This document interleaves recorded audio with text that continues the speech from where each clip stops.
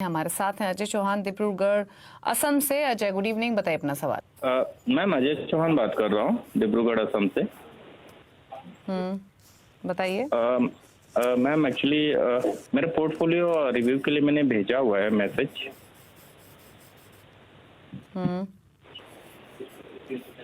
ठीक है, तो जो डिटेल्स इन्होंने दी हैं उसके बेसिस पे क्वेश्चन पूछ लेते हैं। इनके पास 12,000 की इनकी एसआईपी चल रही है।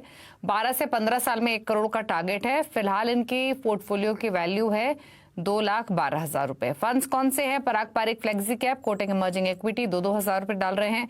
Nippon India small cap, SBI contra, Mirae asset emerging blue chip Quant small cap में 1500 ईच डाल रहे हैं पर मंथ। और आखिर में क्वांट मल्टी कैप और टाटा स्मॉल कैप यहाँ पर 1,000 पर मंथ ही डाल रहे हैं। निपॉन इंडिया रिटायरमेंट फंड में इन्होंने लमसम 1 लाख का इन्वेस्टमेंट किया हुआ है। अब जानना चाहते हैं इनके पोर्टफोलियो पर और इनके गोल पर राय, जो कि 12 to 15 ईयर्स में 1 करोड़ का है। सजेशंस क्या होंगे आपके, मोहित?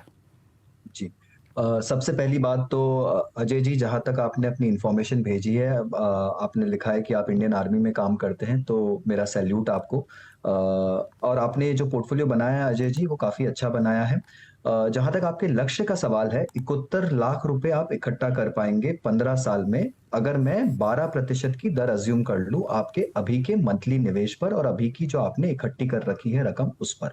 तो 12,000 रुपए का जो आपका एसआईपी है, ये अच्छा तो है, पर आपके लक्ष्य के लिहाज से थोड़ा सा कम पड़ जाएगा अजय जी। तो मेरी राय आपको ये रहेगी कि आपने लक्ष्य ठीक रखा है 1 करोड़ का 15 साल में। आप थोड़ा सा अपने एसआईपी की रकम को स्ट्रेच करिए, उसे 12,000 से 18,000 पे ले जाइए, तो आप अपना लक्ष्य आसानी से हासिल कर पाएंगे। मार्केट के उतार चढ़ाव अगर आएंगे भी तो भी आप अपने लक्ष्य को हासिल कर पाएंगे, बिकॉज 12% की जो दर है वो एक रीजनेबल दर है over a long period of time. और अगर आपको इसमें थोड़ा दिक्कत लगती है तो आप धीरे धीरे स्टेप अप करके अपनी एसआईपी को बढ़ाइए। जहां तक आपके पोर्टफोलियो का सवाल है, जैसा कि मैंने बोला, आपने बहुत अच्छे फंड्स का चुनाव किया है। आपके पास में बहुत ही क्वालिटी स्मॉल कैप नाम है, निपॉन, क्वांट, टाटा, तीनों बेहतरीन स्मॉल कैप फंड्स हैं। आपके पास में जो दूसरे फंड भी है, Kotak emerging equity, Mirae asset emerging blue chip, बहुत ही अच्छे फंड्स हैं। तो अब मुझे एक चीज जो दीपाली जी हर पोर्टफोलियो में आजकल देखने को आ रही है, अमूमन की लोग लार्ज कैप को पूरी तरह से दरकिनार करके इग्नोर कर रहे हैं। और मेरी अजय जी को भी यही राय है कि देखिए, लार्ज कैप जो है ये पोर्टफोलियो में वोलेटिलिटी को कम करता है, रिस्क एडजस्टेड हमेशा बेटर रिटर्न्स देता है। स्मॉल कैप और मिड कैप आपको रिटर्न्स अच्छे देंगे, बट कुछ फेजेस में ही अच्छे देंगे। स्मॉल कैप में आप अक्सर देखेंगे 2-2, 3-3 साल के ऐसे फेज आते हैं जब वो बिल्कुल जीरो रिटर्न देते हैं। आप सारे स्मॉल कैप फंड्स का हिस्ट्री देखिए, 2 से 3 साल के ऐसे बीच बीच में फेज आते हैं जब वो बिल्कुल जीरो रिटर्न देते हैं।